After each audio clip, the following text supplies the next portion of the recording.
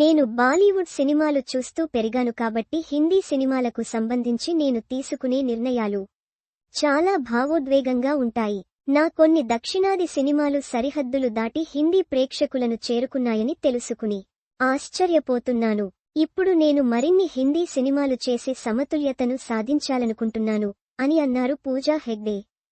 ఓవైపు తమిళం, తెలుగులో అగ్రహీరోల సరసన వరుస అవకాశాలు అందుకున్న పూజా హెగ్డే కొంతకాలం పాటు బాలీవుడ్కి దూరమైంది. అందువల్ల ఈ ఘట్టాన్ని ఎమోషనల్గా తీసుకుంటోంది. సూర్యతో తదుపరి తమిళ చిత్రం రెట్రోలో కనిపించనుంది. భాషతో సంబంధం లేకుండా తమ దారికి వచ్చే ప్రాజెక్టులకు ఓపెన్గా ఉండటం ముఖ్యమని పూజా వ్యాఖ్యానించింది. మనల్ని ఎవరు చూస్తున్నారో మనకు ఎప్పటికీ తెలియదు. మనలో ఏదో ఒక ప్రత్యేకతను ప్రజలు గమనిస్తారు. భాష ఏదైనా సరే మంచి పాత్రలను పోషించడమే నా లక్ష్యం. ఎదిగే క్రమంలో చాలా సినిమాలు నాకు స్ఫూర్తినిచ్చాయి. అందుకే నేను కూడా శాశ్వత ప్రభావాన్ని చూపే సినిమాల్లో భాగం కావాలని కోరుకుంటున్నాను.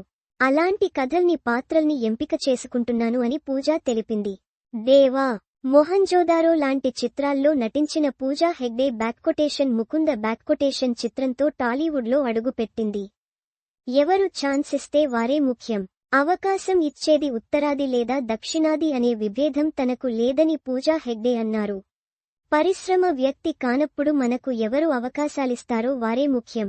నా కోసం సినిమాలు నిర్మించే వ్యక్తి లేకపోవడం, ఒక సినిమా ఫ్లాప్ అయినా నాకు నెక్స్ట్ సినిమా ఇస్తారని భరోసా ఇవ్వడం వల్ల ప్రతి సినిమా కీలకం అవుతుంది. తక్కువ అవకాశాలున్న సమయంలోనే నేను నిరంతరం కష్టపడి నా కెరీర్ను నిర్మించుకున్నాను. ఇది ఒక ఉన్నత ప్రయాణం. ప్రతి సినిమా నాకు చాలా ముఖ్యమైనది. ప్రతి సినిమా తయారు చేయగలదు లేదా నాశనం చేయగలదు. మరో అవకాశం రావాలంటే ఇప్పుడు విజయం సాధించడం ముఖ్యం. అందుకే నేను నా పనిని ఎప్పుడూ తేలికగా తీసుకోను అని పూజా తెలిపింది. తదుపరి హౌస్ ఫుల్ ఫ్రాంచైజీలో ఈ భామ నటిస్తున్న సంగతి తెలిసిందే.